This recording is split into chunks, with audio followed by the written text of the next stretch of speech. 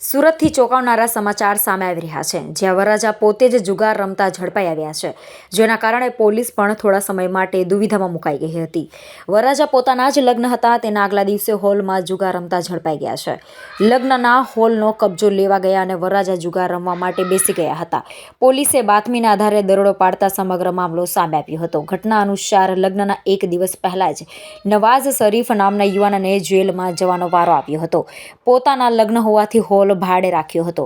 મોડી સાંજે હોલનો કબજો લેવા માટે વરરાજા પહોંચ્યા હતા. ત્યાં સગા સંબંધીઓને રોકવા માટેની વ્યવસ્થા કર્યા બાદ વરરાજા નવાઝ શરીફ ઘરે જઈ રહ્યો હતો.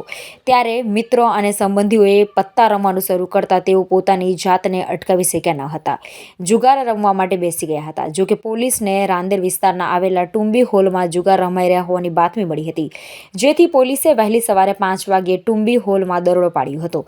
પોલીસે દરોડો પાડતા વરરાજા નવાઝ શરીફ કાંડગા સહિત કુલ 13 લોકો જુગાર રમતા ઝડપાઈ આવ્યા હતા, જેથી પોલીસે વરરાજા નવાઝ શરીફ કાંડગા અને તેના ભાઈ સહિત ટોટલ 13 લોકોની ધરપકડ કરી હતી.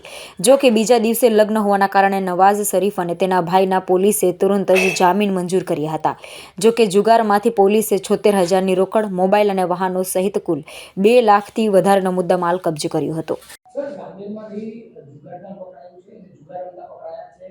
લગ્ન પ્રસંગમાં રમાતો તો જુગાર કઈ રીતની આખી પોલીસને માહિતી મળીને કાર્યવાહી રાંદેર પોલીસ સ્ટેશનમાં રાંદેર ન્યૂ નાડર રોડ છે, ત્યાં ટુંબી હોલ કરીને છે. ત્યાં ટુંબી હોલમાં કેટલાક કિસ્સામાં રાતના જુગાર રમતા છે એવી પોલીસને માહિતી મળેલી હતી, જેથી રાંદેર પોલીસ સ્ટેશનના પીઆઈ શ્રી તથા તેમનો સ્ટાફ અને પીએસઆઈ સીકે માનવાલા મળી અને આ લોકોએ બાતમીની ખરાઈ કરેલ અને બાતમીની ખરાઈ કર્યા પછી ત્યાં રેડ કરેલ તો નવાબ કાગડા કરીને છે એ ટુંબી હોલમાં એના ભાઈના લગ્ન હતા એટલે હોલ ભાડે રાખેલો હતો અને ત્યાં જુગાર રમતા હતા. એ જુગાર રમતા ત્યાં પોલીસને બાતમી મળેલ, જેથી 13 જેટલા કુલ ઈસમોને 2 લાખ જેટલા મુદ્દામાલ સાથે મોબાઈલ ફોન સાથે પકડી પાડેલ છે અને તેમના વિરુદ્ધમાં કાયદેસરની કાર્યવાહી કરવામાં આવેલ છે.